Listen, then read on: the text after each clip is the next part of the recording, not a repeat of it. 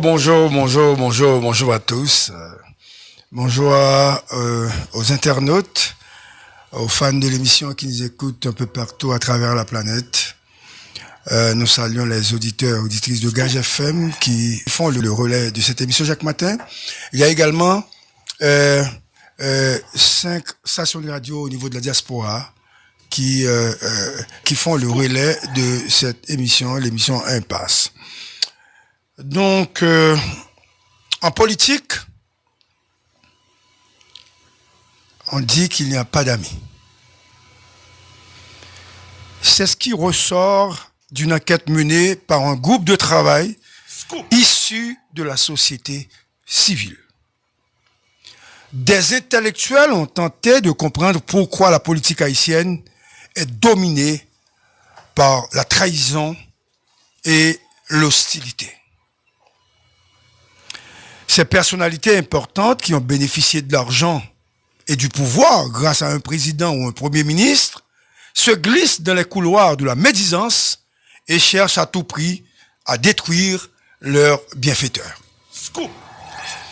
Pour garder la crédibilité de cette recherche réalisée auprès d'une centaine de personnalités importantes, présidents, premiers ministres, sénateurs, députés, maires et intellectuels, il a été révélé que les politiques sont des opportunistes et des pilleurs des caisses de l'État par des contrats bidons. Évidemment, on ne parle pas de tous les politiciens. Surtout, on ne parle pas de notre invité, qui est un homme exceptionnel.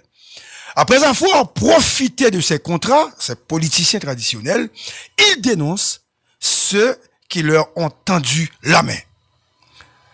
Presque tous ces hommes sont devenus riches grâce à des combines et des contrats qu'ils n'ont jamais exécutés.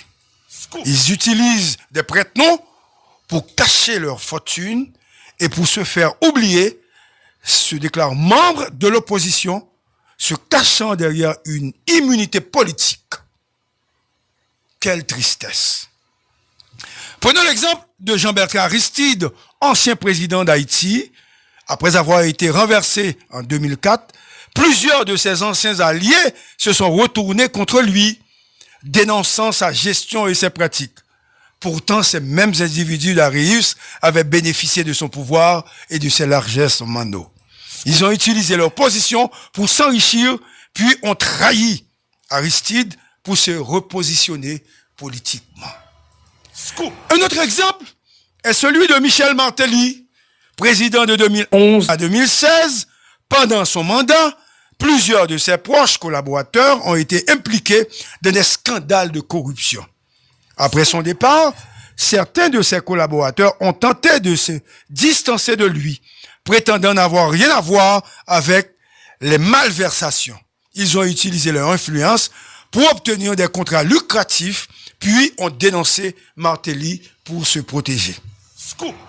La période de Jovenel Moïse est également marquée par des trahisons, assassiné par des oligarques à qui il avait accordé des contrats, et par l'un de ses premiers ministres, dont tout le monde te connaît, que d'après laissé les complices.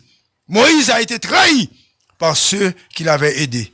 Son assassinat a révélé les profondeurs de la corruption et de la trahison au sein de la classe politique haïtienne. Le dernier cas, c'est le cas d'Edgar Leblanc.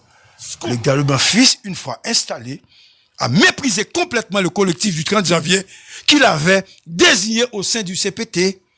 Face à son cuisant échec et à la fin de son mandat, le collectif lui a demandé de démissionner.